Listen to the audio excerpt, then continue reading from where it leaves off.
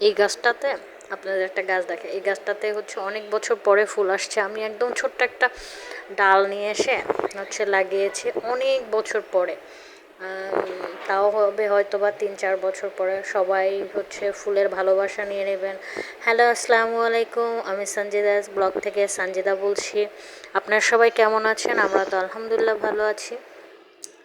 আর হচ্ছে এই যে দেখেন, সকালের নাস্তা নিয়ে রেডি হয়ে গেলাম।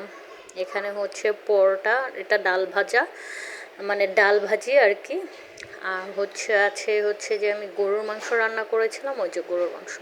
আমি গরুর মাংসটা খাবো না, আমার ডাল ভাজিটা মজা লাগছিলো, এই জন্য ডাল ভাজিটা দিয়ে খাবো।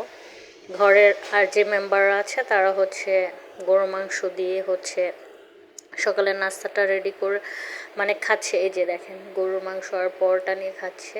আমি ঘর দর গুছাই রেখেছি। দেখেন হচ্ছে একটা ঘরে যদি বাচ্চা থাকে তাহলে হচ্ছে ঘর দর গোছানোর কোনোই হচ্ছে মানে হয় না। দেখেন সব এলোমেলো করে রেখে দিছে আমার বাচ্চাটা। আর হচ্ছে এই যে দেখেন আজকে হচ্ছে কি রান্না করেছি আপনাদের চলেন একটু দেখিয়ে দেই।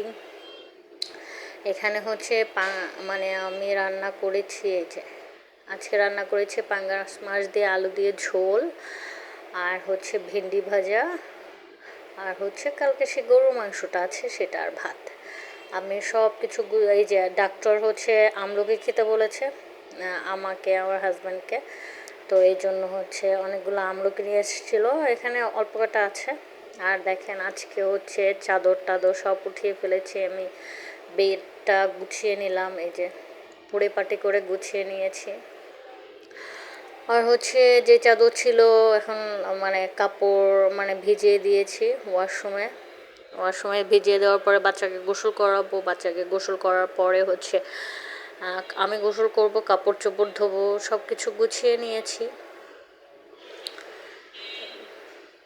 তবে হচ্ছে সব একদম ঘর পরিপাটি করে গুছিয়ে নিয়েছি।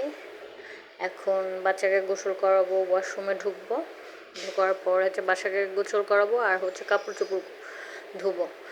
আর আপনারা কে কোথা থেকে দেখছেন অবশ্যই কমেন্টে জানাবেন। আর আমার ভিডিও ভালো লাগলে অবশ্যই লাইক কমেন্ট শেয়ার করে দেবেন। আসসালামু আলাইকুম।